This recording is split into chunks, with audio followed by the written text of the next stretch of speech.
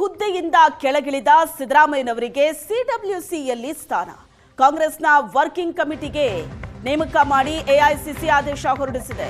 ಈಗಿನಿಂದಲೇ ಅನ್ವಯವಾಗುವಂತೆ ಸಿಡಬ್ಲ್ಯೂಸಿ ಸದಸ್ಯತ್ವ ನೀಡಿ ಆದೇಶ ಹೊರಡಿಸಿದೆ. ಇದುವರೆಗೂ ಸಿಡಬ್ಲ್ಯೂಸಿಗೆ ಸಿದ್ದರಾಮಯ್ಯ ವಿಶೇಷ ಆಹ್ವಾನಿತರಾಗಿದ್ರು. ಈಗ ಸಿದ್ದರಾಮಯ್ಯನವರಿಗೆ ಸಿಡಬ್ಲ್ಯೂಸಿ ಸದಸ್ಯತ್ವವನ್ನ ಕಾಂಗ್ರೆಸ್ ಹೈಕಮಾಂಡ್ ನೀಡಿದೆ. ರಾಜ್ಯದಲ್ಲಿ ಕೋರ್ ಕಮಿಟಿ ರಚನೆಗೆ ಸಿದ್ದರಾಮಯ್ಯನವರು ಒತ್ತಾಯಿಸಿದ್ರು. ಕೋರ್ ಕಮಿಟಿ ನೇತೃತ್ವ ವಹಿಸಿಕೊಳ್ಳೋ ಲೆಕ್ಕಾಚಾರದಲ್ಲಿ ಸಿದ್ದರಾಮಯ್ಯನವರಿದ್ರು. ಈಗ ಹೈಕಮಾಂಡ್ ಸಿಡಬ್ಲ್ಯೂಸಿ ಸದಸ್ಯತ್ವವನ್ನ ನೀಡಿದೆ ಸಿದ್ದರಾಮಯ್ಯನವರಿಗೆ. ಸಿಎಂ ಹುದ್ದೆಯಿಂದ ಕೆಳಗಿಳಿದ ನಂತರ ಸಿದ್ದರಾಮಯ್ಯನವರಿಗೆ ಸಿಡಬ್ಲ್ಯೂಸಿಯಲ್ಲಿ ಸ್ಥಾನ ಸಿಕ್ಕಿದೆ.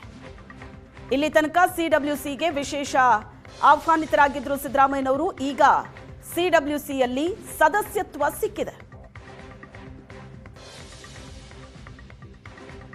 ರಾಜ್ಯದಲ್ಲಿ ಕೋರ್ ಕಮಿಟಿ ರಚನೆ ಆಗಬೇಕು ಅಂತ ಸಿದ್ದರಾಮಯ್ಯನವರು ಒತ್ತಾಯಿಸಿದ್ರು.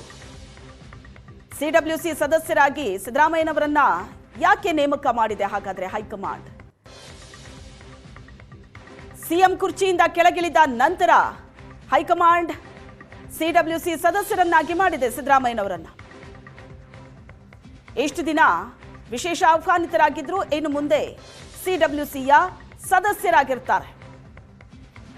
ಪಕ್ಷದ ಪ್ರಮುಖ ನಿರ್ಧಾರಗಳ ಮೇಲೆ ಅಧಿಕೃತ ಪ್ರಭಾವ ಇರುತ್ತೆ ಸಿಡಬ್ಲ್ಯೂಸಿ ಸದಸ್ಯರಾಗಿರುವುದಕ್ಕೆ.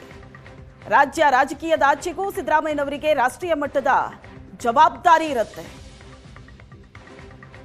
ರಾಷ್ಟ್ರೀಯ ರಾಜಕೀಯದಲ್ಲಿ ಸಕ್ರಿಯವಾಗಿಡೋದಕ್ಕೆ ಹೈಕಮಾಂಡ್ ಈ ನಡೆಯನ್ನ ಅನುಸರಿಸಿದೆ.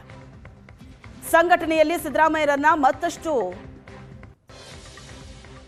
ಬಲಪಡಿಸಿದಂತಾಗತ್ತೆ ಈ ನೇಮಕದಿಂದಾಗಿ. ಕಾಂಗ್ರೆಸ್ ಅತ್ಯುನ್ನತ ನಿರ್ಧಾರ ಕೈಗೊಳ್ಳೋ ಸಮಿತಿಯಲ್ಲೇ ಸಿದ್ದರಾಮಯ್ಯನವರಿಗೆ ಸ್ಥಾನ ಸಿಕ್ಕಿದೆ. ಪದತ್ಯಾಗ ಮಾಡಿದ್ರೂ ಪ್ರಮುಖ ನಾಯಕ ಸಿದ್ದರಾಮಯ್ಯನವರು ಅನ್ನೋ ಒಂದು ಸ್ಪಷ್ಟವಾದ ಸಂದೇಶವನ್ನ ಈ ಮೂಲಕ ಹೈಕಮಾಂಡ್ ರವಾನೆ ಮಾಡ್ತಾ ಇದೆ. ಸಿಎಂ ಸ್ಥಾನದಿಂದ ಹೊರಬಂದ ನಂತರವೂ ಕೂಡ ಒಂದು ಮಹತ್ವದ ಸ್ಥಾನ ಕೊಟ್ಟಂತಾಗತ್ತೆ. ಹಾಗಾಗಿ ಸಿಡಬ್ಲ್ಯೂಸಿ ಸದಸ್ಯರಾಗಿ ಸಿದ್ದರಾಮಯ್ಯನವರನ್ನ ಹೈಕಮಾಂಡ್ ನೇಮಕ ಮಾಡಿದೆ.